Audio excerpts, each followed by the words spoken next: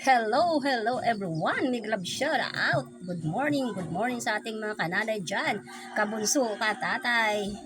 So, another day, another vlog na naman tayo mga kabunsoan dyan. So, for today's video, ay ituturo ko po sa inyo kung paano mag-repair ng short na sobrang laki at gawin nating medium. So, ngayon, let's go! FTTV.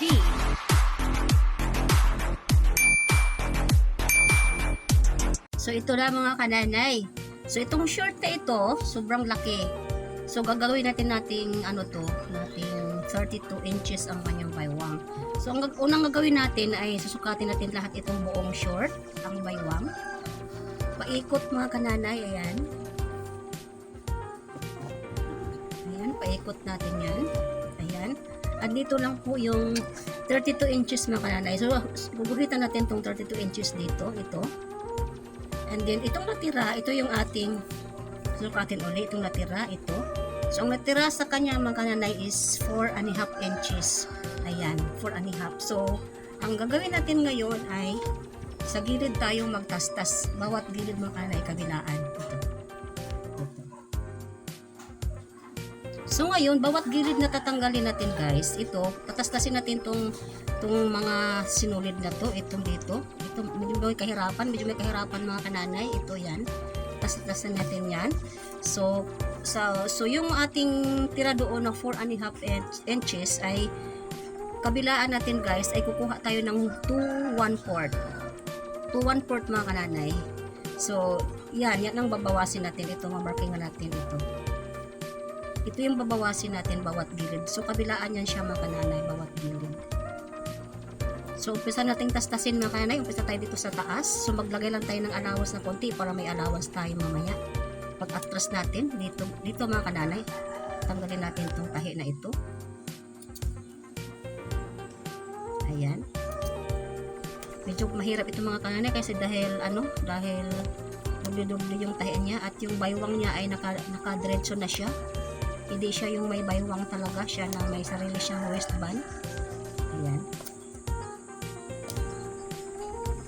Tiyaga lang talaga mga kananay ang mananahi. Ayan, so natapos ko nung taas, dito naman tayo sa baba. Ayan.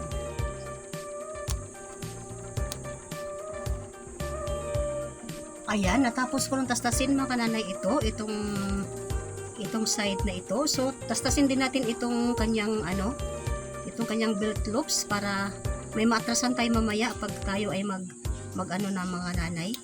Magdugtong na kasi putulin natin yan siya mga kananay.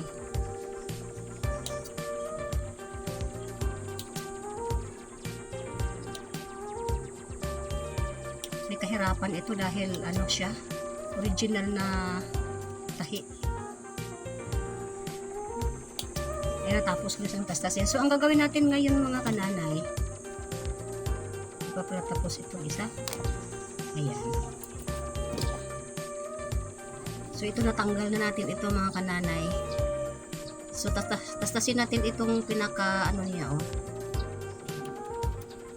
pinaka dugtong niya sa kanyang waistband. Kasi rekta, ibang style na short.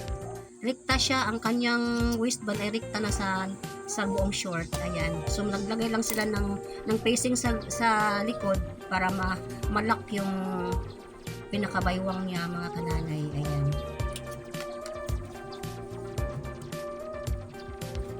Tapos ko na siya mga kananay ito, tapos gugupitin natin ito.